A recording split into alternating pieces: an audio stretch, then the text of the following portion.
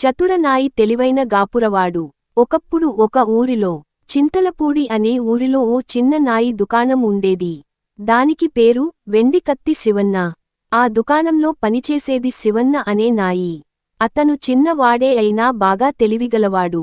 తక్కువ మాటలు, ఎక్కువ పనితనం. మనిషిని చూసి ఏంచేయాలో, ఎలా మాట్లాడాలో బాగా తెలిసినవాడు. కొంతమంది ఖచ్చితంగా తీగలా మాట్లాడితే, ఇతగాడైతే మాటలకన్నా మేధస్సుతోనే గెలిచేవాడు. అతని దగ్గర గ్రామపు పెద్దలు, రైతులు, పెళ్లికుమారుల నుండి దొంగలు వరకు పర్మ్ పెట్టించుకునేవాళ్లు. ఎందుకంటే అతని దగ్గర కూర్చుంటే తల తలకెక్కిపోదు, ఆలోచనలు సర్దుకుంటాయి. అదే అతని ప్రత్యేకత.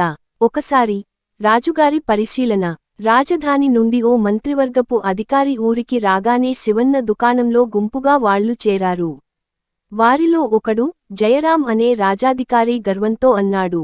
ఓరే నాయీ, నాకు చక్కగా గడ్డం తీయాలి, కాని పిడుగు వేయగలంత మెరుస్తూ ఉండాలి.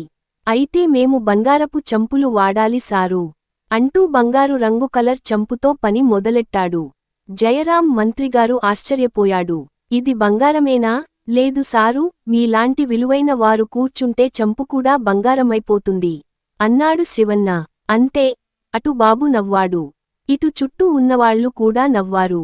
వేరొక రోజు, దొంగల కథ. ఒకసారి ఊరికి బీభత్సంగా దొంగలు వచ్చారు. కాని ఊరి పెద్దలు భయంతో నాయి దగ్గరకు వెళ్లి తలపట్టుకున్నారు. శివన్న అన్నాడు, వాళ్లకు భయపడకండి, నేను తెలివిగా ఎదురుకుంటాను. అంతే, రాత్రి దొంగలు వచ్చారు. దొంగలను పట్టుకొండి అన్నారు. నాయీ, నీ వద్ద ఉన్న బంగారు కత్తులు మాకు కావాలి. శివన్న నవ్వాడు. అయ్యో అన్నయ్యలు, వాటితో తల గీయలేం. మీ కత్తులకు అలంకారం చేస్తే ఎలా ఉంటుంది అని వాళ్ల కత్తులకు గజిబిజిగా రంగులు వేసి, మల్లీశ్వరుడిని ఊరువాళ్లు అంత ఎక్కడ దొంగలని అందరికీ చూపించేలా చేశాడు. దొంగలు ఎక్కడికి పోయారో తెలీదు, కాని నాయి చతురతను ఊరంతా మెచ్చుకుంది. శివన్న దుకాణం చిన్నదే అయినా, అతని తెలివి పెద్ద రాజ్యం. చూసేందుకు సామాన్యుడిలా ఉండేవాడు, కాని దానికి లోనికి తొంగితే ఆయన మాటల్లో చమత్కారం, చేతిలో నైపుణ్యం, మనసులో మర్యాద, నీతి.